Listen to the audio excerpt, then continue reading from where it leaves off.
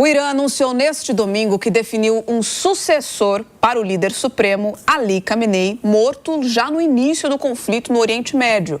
Apesar da escolha, o nome desse novo líder ainda não foi divulgado.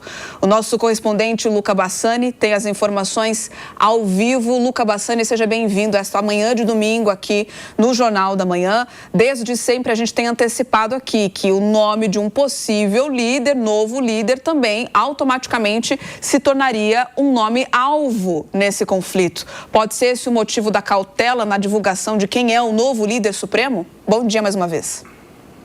Exatamente, Bia. Bom dia a você, ao Marcelo, todos que nos acompanham aqui no Jornal da Manhã neste domingo. De fato, o nome do próximo líder supremo do Irã não foi ainda revelado, apesar da Assembleia dos Peritos, esse órgão religioso, já ter feito a sua escolha segundo as mídias locais iranianas. São cerca de 88 clérigos que são eleitos a cada 8 anos, que fazem parte dessa Assembleia dos Peritos, que tem vasto conhecimento sobre as questões jurídicas xiitas e que tem a obrigação, no caso da vacância do cargo de líder supremo, escolher um sucessor. Como você bem disse, no sábado passado, no início dessa guerra, depois de um bombardeio no palácio do líder supremo, Ali Khamenei foi morto pelas forças israelenses e colocou fim a cerca de 37 anos do seu governo dentro do país. E abriu precedente para a escolha do terceiro líder supremo desde o início da Revolução Islâmica em 1979.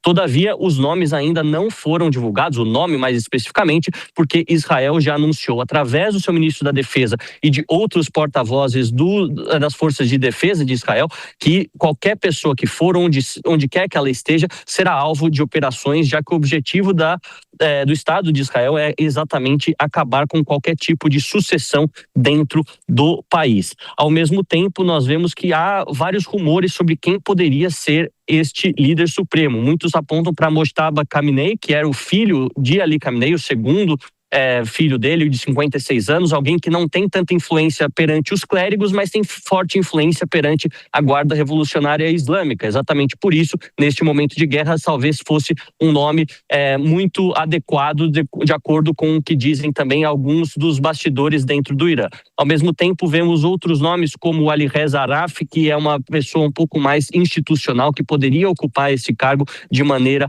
também temporária, já que não se sabe o futuro do país, entre outros clérigos que são citados, mas sempre esse nome definitivo mantido em sigilo por conta do temor que eles têm desta pessoa ser imediatamente eliminada ou morta em alguma operação conjunta dos Estados Unidos e de Israel. Tudo isso acontece no 9º dia de guerra, sem a perspectiva deste conflito terminar, apesar de ontem o presidente iraniano Masoud Pezeshkian ter pedido perdão publicamente às nações árabes que foram atacadas ao longo desse período. O Irã continua atacando vários países do Golfo, sobretudo o Catar, os Emirados Árabes Unidos, o Kuwait e o Bahrein, neste conflito que vai se alastrando sem uma definição clara, tanto do aspecto geopolítico quanto do aspecto militar. Afinal, os bombardeios norte-americanos e israelenses têm sido bastante duros para o Irã, mas não há nenhum tipo de evidência que haja uma mudança de regime apenas através desta guerra aérea. A gente, como sempre, vai ficar aqui acompanhando as repercussões. Algumas nações europeias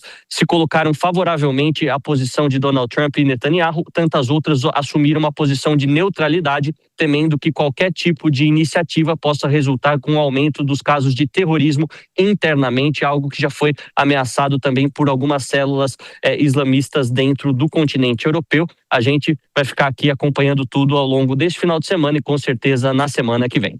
Obrigada, Luca Bassani, pelas informações. Qualquer novidade é só nos chamar. E, Gesualdo, a gente tem aqui justamente um posicionamento do Irã buscando um novo líder supremo, que é diferente da posição de presidente, é aquele que comanda, de fato, as leis relacionadas ao regime teocrático. Isso vai completamente numa situação oposta àquilo que busca Donald Trump justamente com esse conflito, que é romper completamente com o regime. Ou seja, enquanto o Irã se organiza para reestabelecer o regime no país, a gente vê a guerra de fato, esse conflito de fato, continuando até que os desejos norte-americanos e de Israel sejam atendidos.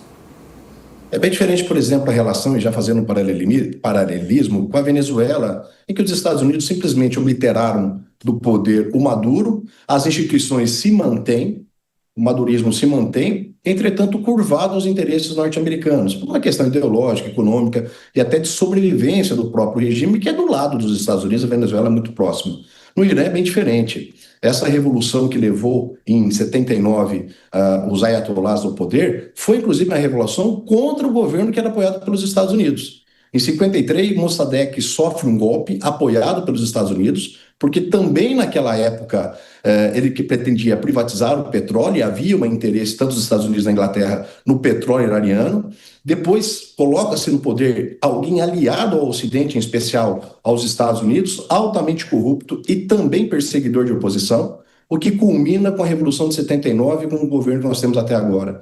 E esse governo não é apenas um governo de ayatollahs, ele é enraizado na cultura, ele é enraizado na religião, é pautado na religião. A alteração de regime aqui não é tão simples assim. Não basta tão somente colocar um outro nome no poder, ainda que seja um nome que Donald Trump quer ou deixa de querer. As instituições iranianas são muito mais fortes nesse sentido do que as venezuelanas. E, sobretudo, por questões culturais e questões de décadas, há uma versão muito completa ao Ocidente e aos Estados Unidos em especial. Não imagine o Donald Trump que ele vai colocar alguém do seu nome e esse alguém será abençoado pelos ayatollahs e principalmente pelos líderes religiosos iranianos.